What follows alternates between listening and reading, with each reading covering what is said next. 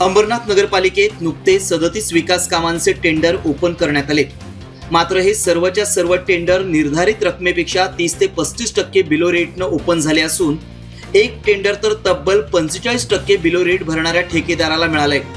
यामुळे आता कामांचा दर्जा राखला जाणार का असा सवाल उपस्थित झालाय। तर यानंतर तांत्रिक मान्यता देणारे अधिकारी, ठेकेदार आणि पालिकेच्या अधिकाऱ्यांनी कामाच्या दर्जाचं उत्तरदायित्व घ्यावं अशी प्रतिक्रिया तज्ज्ञांनी दिली आहे। अंबरनाथ शहरातील विविध विकास कामांना ठाणे जिल्हा नियोजन समितीनं पालिका निवडणुकीपूर्वी मंजुरी दिली होती। या 37 कामांची टेंडर प्रक्रिया निवडणुकीनंतर राबवण्यात आली। मात्र दरम्यानच्या काळात विधान परिषद निवडणुकीची आचारसंहिता लागल्यानं ते उघडता आले नाहीत। हे टेंडर नुकतेच उघडण्यात आले असून सर्वच्या सर्व टेंडर अतिशय कमी दरानं निविदा भरलेल्या ठेकेदारांना मिळालेत। यामध्ये 20% पासून 35% बिलो रेटचा समावेश आहे।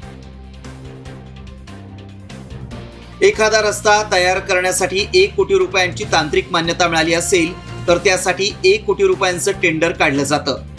टेंडर घेण्यासाठी ठेकेदारांमध्ये स्पर्धा असल्यानं अनेक ठेकेदार कमी दरानं टेंडर भरतात। जो ठेकेदार सर्वात कमी दर भरेल त्याला हे टेंडर दिलं जातं।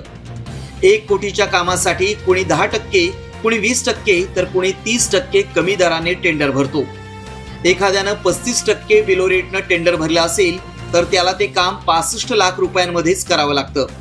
प्रत्येक काम करताना ठेकेदाराला 2 ते 3% अनामत रक्कम भरावी लागते, पण बिलो रेटनं काम करताना अतिरिक्त अनामत रक्कम सुद्धा भरावी लागते। दरम्यान हे काम करण्यासाठी ठाणे जिल्ह्याचे DSR रेट म्हणजे बांधकाम साहित्याचे दर ठरलेले असतात। DSR रेटनुसारच जर एखाद्या कामासाठी 1 कोटी रुपयांच्या रकमेला तांत्रिक मान्यता मिळत असेल तर 35% कमी रकमेत याच दर्जाचं काम कसं होऊ शकेल हा प्रश्नच आहे। त्यामुळे आता या कामांना तांत्रिक मान्यता देणारे अधिकारी, ठेकेदार आणि पालिकेच्या अधिकाऱ्यांनी कामाच्या दर्जाचं उत्तरदायित्व घ्यावं अशी प्रतिक्रिया कल्याण डोंबिवली महापालिकेचे निवृत्त कार्यकारी अभियंता घनश्याम नवांगुळ यांनी दिली आहे। बिलोमध्ये काम केलं तर कामाचा दर्जा घसरण्याची शक्यता असते किंवा त्यामधील अचूक नोंदी केल्या जात नाहीत। त्या अचूक नोंदी तपासण्यासाठी पुरेसा कर्मचारी वर्ग आवश्यक आहे। दिलेल्या तांत्रिक मान्यतेच्या पेक्षा कमी दराने जर टेंडर्स प्राप्त झाले असतील तर ती निश्चितच काळजी करण्यासारखी गोष्ट आहे।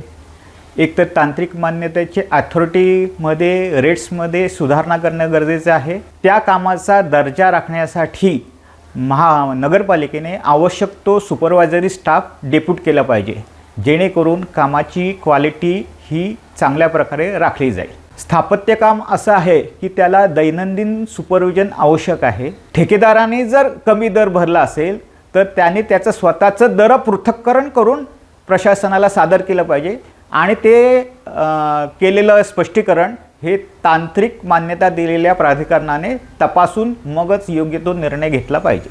कनिष्ठ अभियंता असतील, उपअभियंता असतील किंवा शहर अभियंता असतील, ह्या प्रत्येकाचं उत्तरदायित्व हे कामाप्रती 100% असलं पाहिजे। महत्वाची गोष्ट म्हणजे बिलो रेटनं उघडलेले हे टेंडर रद्द सुद्धा करता येत नाहीत, कारण ठेकेदाराला कमी पैसे द्यावे लागणं हा एका अर्थी प्रशासनाचा फायदा असतो।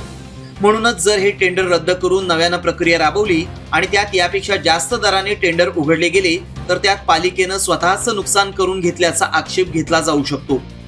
त्यामुळे अंबरनाथ पालिकेच्या अधिकाऱ्यांची आता पुरती कोंडी झाली असून या कामांचा दर्जा राखण्याचं उत्तरदायित्व ते कसं निभावतात हे पाहणं महत्त्वाचं ठरणार आहे। एकमत न्यूज, अंबरनाथ।